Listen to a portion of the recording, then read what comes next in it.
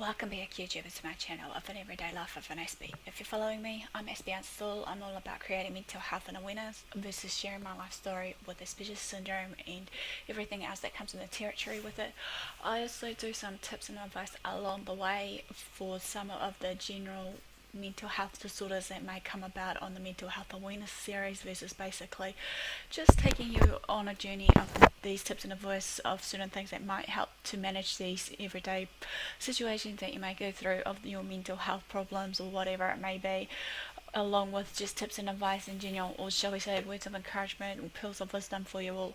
It's come to my attention that I need to continue on of the Let's Talk series, obviously, and some of these topics that it's going to cover in the Let's Talk will be probably of value to and use to you. I'm opening up for the discussion board on most of the everyday topics that I'm going to be addressing on this Let's Talk series, be it education, special needs education in general, as well as just education in general. This is basically also, health, be it general health versus men's health, even though some of this will be a huge broad range of every other topics too that's happening in and around New Zealand, of certain things that we need to keep our eyes peeled and obviously know about what's to happen, even though hopefully with this discussion that I'm hoping to leave down below for you guys to comment, please, like I said, be user friendly and try not to, swear or whatever else it may be. So this one's basically going to be part 4 of the Let's Talk of the education series, especially what's happening in our schools. Basically, this is an uptake of some of these series that I'm going to do of the Let's Talk, especially from the Nigel Later, who's been a psychologist here in New Zealand for the last 20 years or so. Obviously, he talks about everyday issues, obviously, so I'm following through some of these everyday topics that we need to address here in New Zealand, and hopefully some of the discussion that I'm hoping to address to you all, be it for these series, especially at the moment of the education part, gonna actually open it up for you guys, obviously overseas as well, just to tell me every differences of opinion, what I've shared before, and hopefully you've learnt something along the way. I'm just hoping that we can just try and find together everyday solutions to some of these issues. Some people may not find it an issue, but some of them that do struggle in their everyday lives, regardless what it may be, hopefully we'll be able to be to a point aimed to for this message, especially to educate, motivate you all, and actually maybe stand up against some of these everyday issues that we are facing before it becomes too much of a bigger problem in our everyday society. I know for a fact though, sometimes some people may think that, what's done is done, we can't, change the past or present or what have you, but then again, if we can just demolish that for a second, actually rethink things through and actually see what we can do to help one another as well, just to know what's going on, even though some of the choices we make here on in will affect future generations, regardless what it may be. As you know, also though, however, as I begin this, education is also important, however, as we know, and it has been, given heated debate about what's going on in our schools, be it, whatever it may be, what Nigel Later, especially when he went to some schools in New Zealand, noticed that, it's not what it cracked up to be when he was in school, regardless what it may be. But then we need to know that despite this recent debate of, education and everything else in between, is it worth learning and teaching from one another while ourselves in school, even, as we know that the majority of us, relies heavily on the internet and every other technology stuff that goes on around us.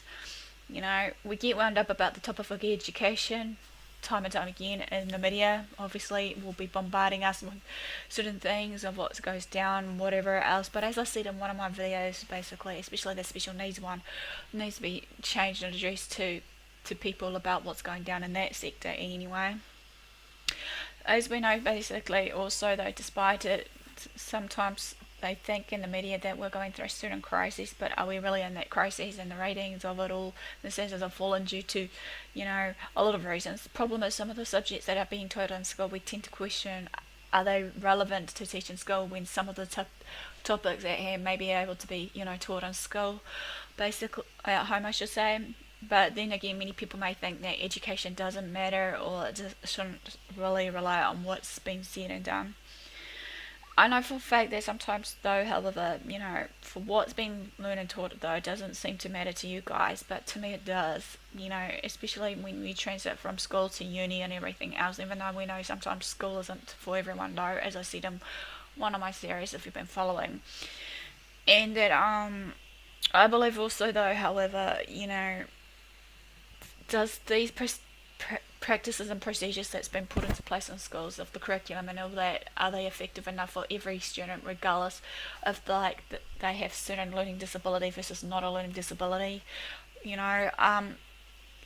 I believe sometimes, like I said, that some of the subjects at hand that we learn in schools can start at home. For some kids of different ages, regardless of it all, though. If we start early, the better. Obviously, teaching and educating ourselves, regardless what subjects it may be.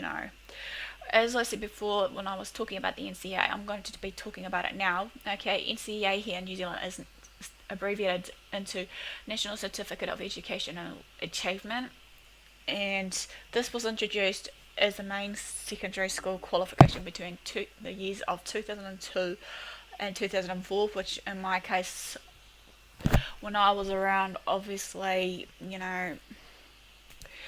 I was doing some of those, secondary school certificate papers as well, and also it might have been also introduced earlier, but there has been some changes in their curriculum right now about how they can address the, national education framework, regardless what it may be of this.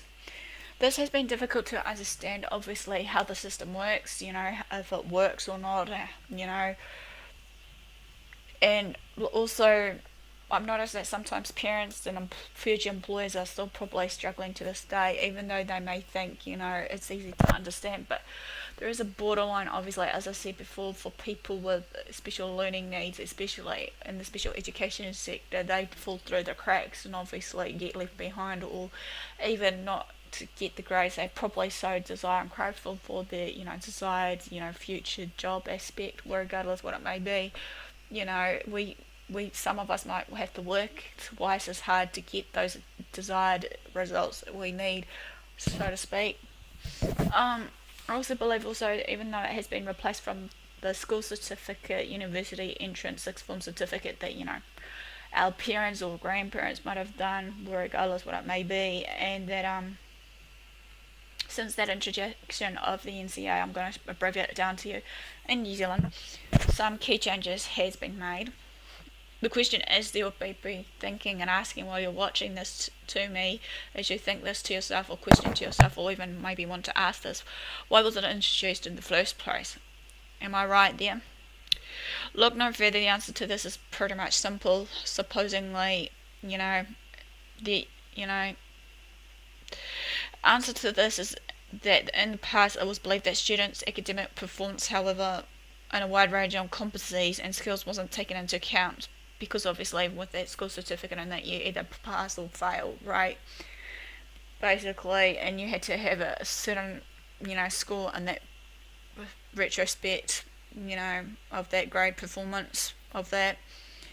The exam marks were scaled, only a certain number of students can pass each year, and that the results from the internal assessments done by students scaled to match the external exams as results, resulting in accessing different skills to sort of thing, to base on the competency level versus their, skill set, obviously, because that's how the NCEA usually works, obviously, as well as the school certificate. The system was to provide students, teachers, future employers a more accurate picture of what's, the students' achievements were or are at the time, to demonstrate or show those skills that the student has gained from their credits that is in the most important subjects to the compulsory subjects and the like of this system that was put in place of this NCEA. Okay, also, though, however, got to be in mind, though, with those students who has gained credits for a particular standard, basically had to demonstrate the required skills and knowledge from that standard to be given that credit, regardless what it may be. Obviously, as I said before, there are also other questions besides, does it well work in schools, even though some people may argue the fact that is not working right for some schools.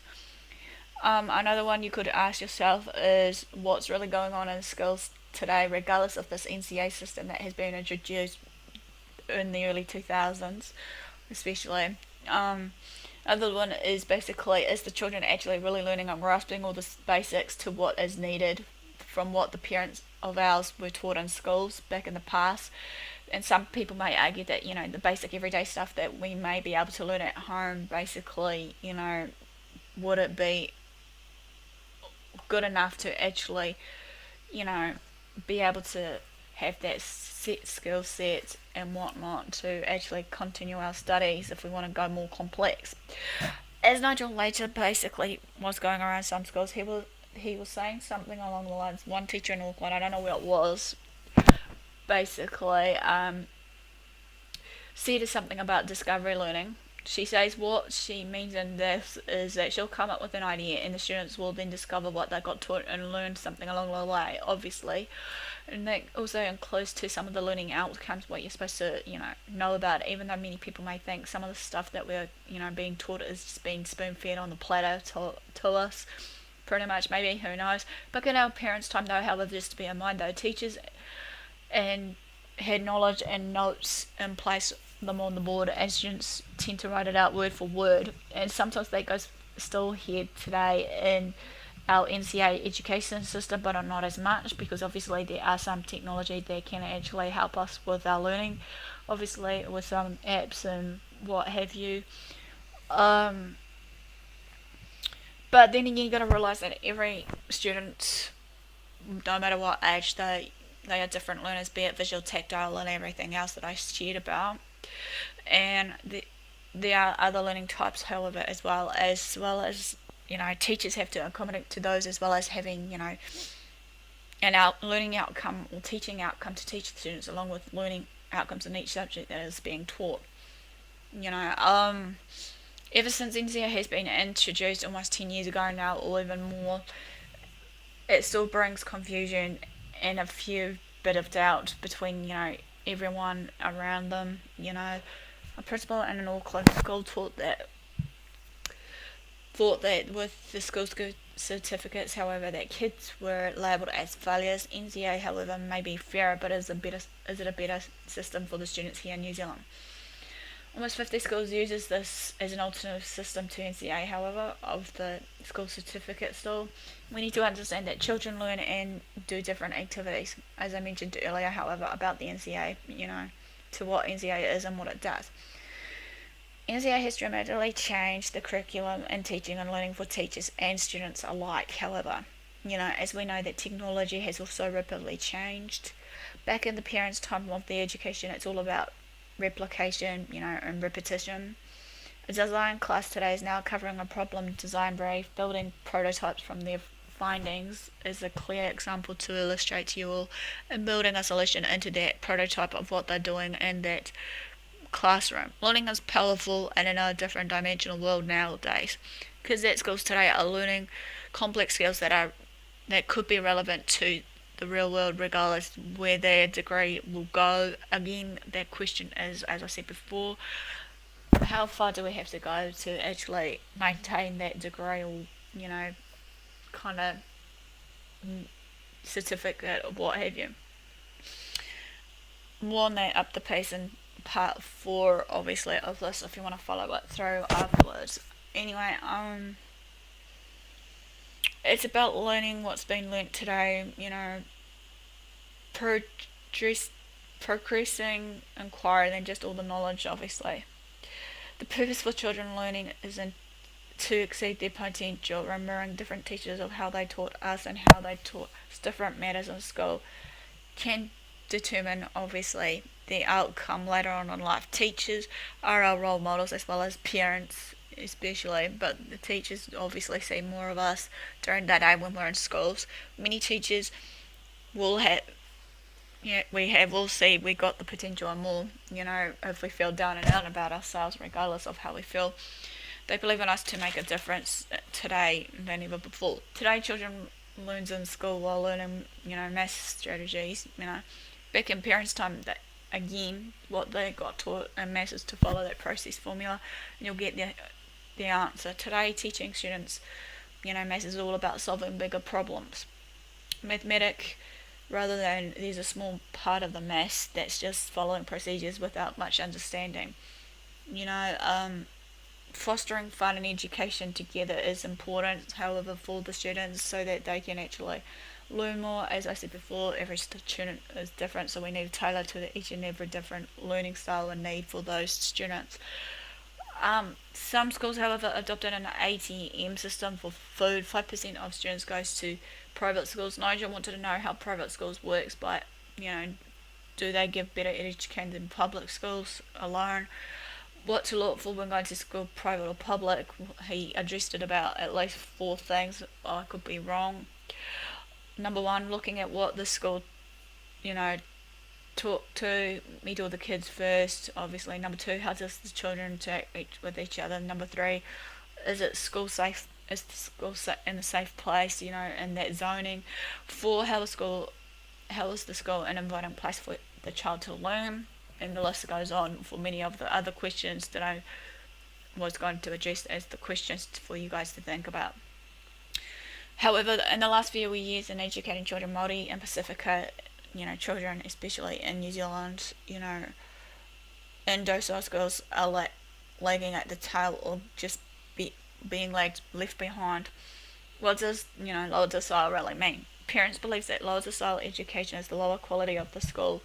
But is this actually true? However, is the real question again to ask ourselves. Some academic learning, however, of students in docile schools struggles, and some kids don't go to school without breakfast. And there is obviously child poverty that is existing now in New Zealand, which I'm going to talk more about that later, to the reason maybe why this is happening or not.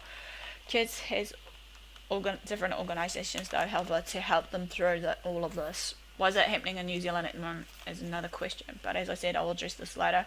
Parents are working hard with low pay rates and sometimes working overtime to make ends meet, which is the major thing, for the family. Primary schools teach a different method for children that may struggle with learning needs, and some schools are doing one-on-one learning, which is good to see. We need to remember that, every child is different and learn at different paces and stages in life, regardless what it may be.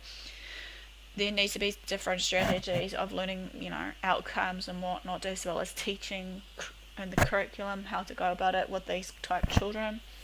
We tend to make the assumptions today about who can achieve what in an average income in a community. Learn, create and share. High expectations about themselves. Children's dreams are, they do obviously dream big when they're small.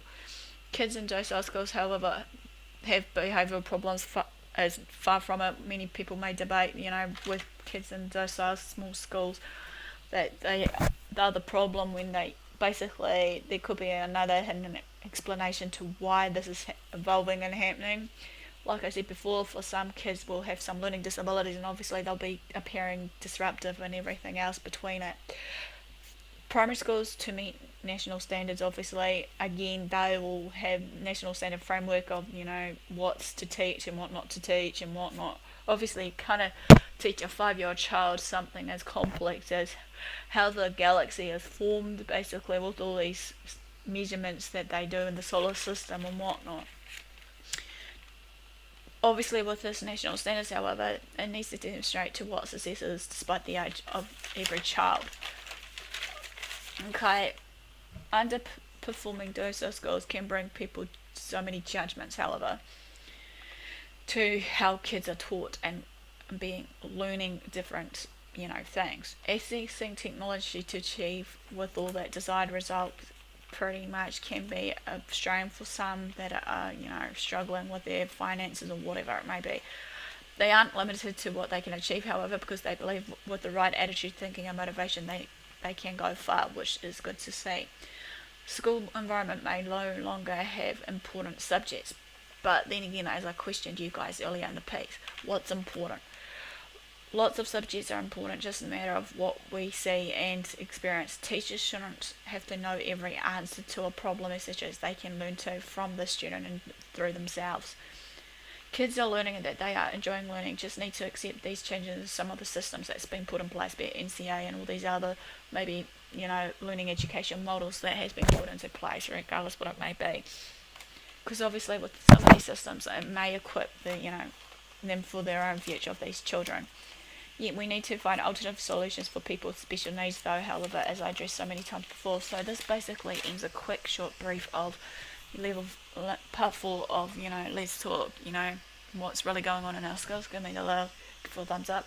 Comment below for open discussion, as I said before, but, anything you can think of about how you guys go about learning and teaching yourselves in the education system, how you feel about the education system when you were at school, if there were any changes, similarities from past and present, from your day versus just now, what you may have witnessed, even if you have a child that is still in the education system. Feel free to follow me on Twitter, Facebook, AspieAnswersAll. Feel free to share these videos around to your friends and family. Do what you love what you do. Until next time, thanks for the support, thanks for watching, and I'll see you all again soon.